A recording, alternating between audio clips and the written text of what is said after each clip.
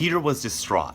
He missed his old friends on Mirtha's head and was getting bullied hourly by the older head lice who were establishing turf on Sissy's head. I don't like it. I don't like it one bit, complained Peter's grandma. What don't you like, Grandma? Asked Peter. I don't like how the world is changing. Things were nice on that farm, with that girl Mirtha. We had a home there, said Peter's grandmother. What are you trying to say, Grandma? Said Peter.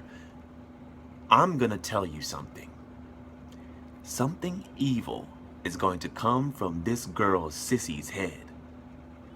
What do you mean, Grandma?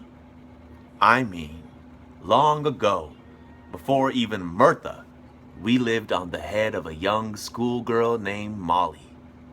Molly's family caught a whiff of us on her, and while she slept, we heard a conversation between her father and mother.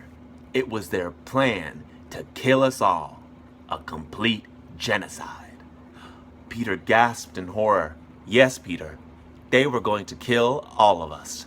Molly's mother had to get the shampoo while she was at school and planned to execute us when she was to come home that day. So what did you do? Asked Peter in despair. I devised a plan. It wouldn't save us all, only those of us who were prepared, but at that moment, I wasn't going to be poisoned to death without a fight. Molly had a ritual at school where she would hug all her girlfriends before class started. I knew that was our chance. And so when she hugged her friend Sally, I sent the first platoon out. When she hugged Jolene, I sent the second wave out. And when she hugged Mirtha, I, alongside your father and mother, ran to land we would call a new home. Sorry. And that's where I was born? Asked Peter. Yes, my dear.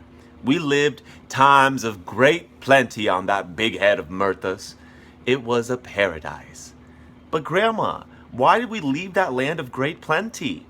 Because, my child, his grandmother replied, all good things must eventually come to an end. What do you mean? Asked Peter. Well, she said, one night, while Mirtha was asleep, we heard her parents hatching a plan to murder us all after her cousin Sissy left, as to avoid the family embarrassment. It was at that moment I knew I had to do what I had done so many days prior. We would have to find a new home in the head of Sissy Kaepernick, young Mirtha's cousin visiting from the city. And so I prepared the waves of us, awaiting the goodbye moment where Sissy and Mirtha's head would conjoin briefly for our survival. That's what I have so far.